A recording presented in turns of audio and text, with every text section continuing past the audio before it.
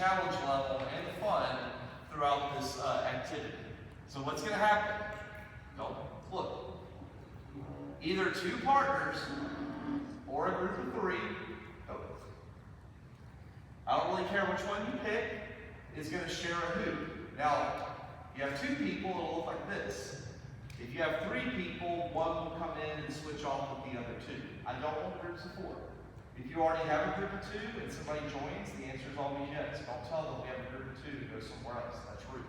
Okay? What I'm going to ask is, when we play this, the whole part of part one is to get familiar with spinning this hoop. And some of you are like, I've done this before. Other people haven't. So the idea is you're going to take your hula hoop, just fingers on top, it's not rocket science.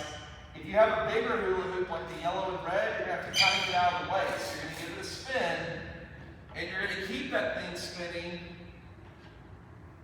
and you're not going to touch it. And you're still not going to touch it.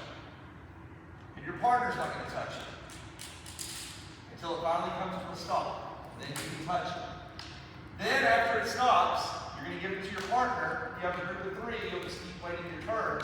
The next person's going to spin it, and we're going to keep doing the same thing.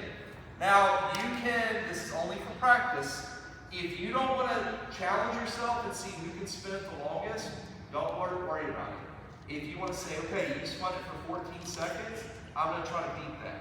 Wow, you did 20 seconds? I'm going to see if I can beat 20. I'm going to see if I can beat my own score. I'm going to keep the music on for about 2 minutes. I just want everybody to get a chance.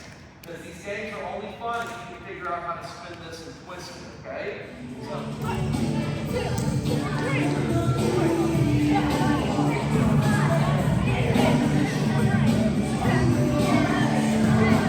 3, spin, touch, and catch. So what's going to happen now? You're both going to continue taking turns spinning that hula hoop. Once you spin it, the other partner who didn't spin it is going to touch the wall, come back and catch the hula hoop before it stops. Now, before you say anything, you're probably thinking, that's easy. We spun it for 30 seconds. I can touch that wall and get back in 5 seconds. Good. That's why each time I want you to increase your challenge. So we're going to start very easy, even though we probably know we can spin it, touch this bleacher, and catch it. The next round we're going to say, okay, you know what? Go touch the scoreboard wall and back. And if that's easy, go with, try to touch where that letter A is. And then if you think that's easy, try to touch 2 walls. Touch letter A, then go touch the bleacher over there, then come back. And if you're like Greenhouse today, I had somebody, and I watched them, they touched 6 walls.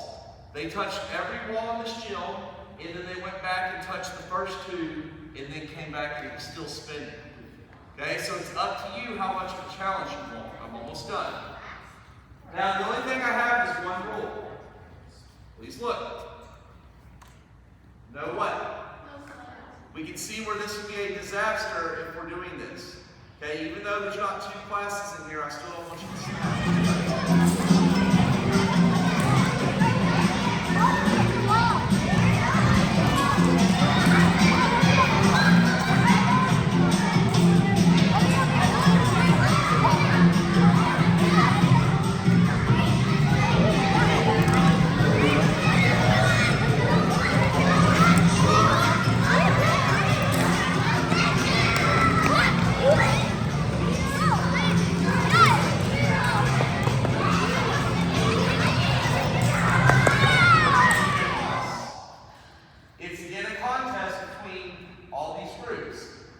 Same thing.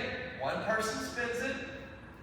This time, when you spin, you're going to have the ball, and you're going to see how many times you and your partner can toss it back and forth. If you have a group of 3, toss it as a triangle. Everybody's involved in this one. Okay?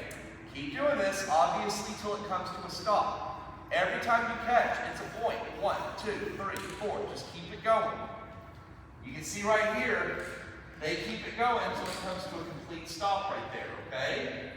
Every time you stop, try to beat your score. I'm going to keep the music on for about 2 minutes. So you'll have about 4 chances to see if you can get the highest score in here. I don't know why you would get any further than 6 feet. In fact, the group who did one, which I think that one, well, I think your sister did the 6th wall. On this one, they won because they got about 2 feet away. Now that doesn't mean you can get right here and just start handing it to each other.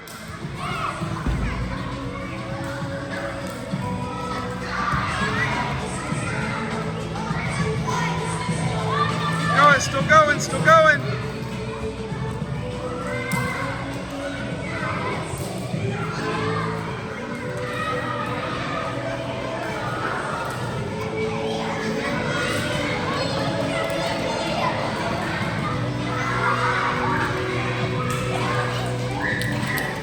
Last part is twister tag. Okay, please watch. Okay. I only need about 45 seconds to explain this one. Okay, twister tag. Nothing changes. The person that spins, though, that is the person that is going to try to tag their partner. Then you'll switch spots. I'll talk about a group of 3 in just a second. Okay, but once you spin it, you see the girl is the spinner. She's now trying to get the boy. Okay, and you're going to try to get them until it obviously comes to a stop. If you're trying to get tagged, you've got to survive till that hula hoop stops. Please make a good spin. Don't think about tagging until it starts spinning. Think about it. Y'all been spinning this thing for 30 seconds. There's no reason you need to go, and you just run after your partner. It's just going to fall on the floor. Spin it. Make sure it's spinning, and then start moving. So that way you can enjoy the game a little bit longer. Okay? When you do this, move with a what? You don't have room to run like this. Okay? It's easier if you're going like this. You can move side to side a lot quicker. The only thing I ask is that you don't step over the hula hoop. Anybody can do that.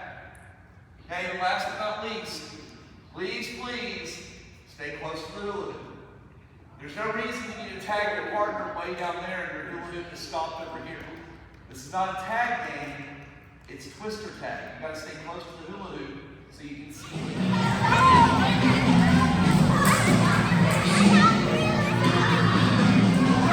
Good shuffle, good shuffle.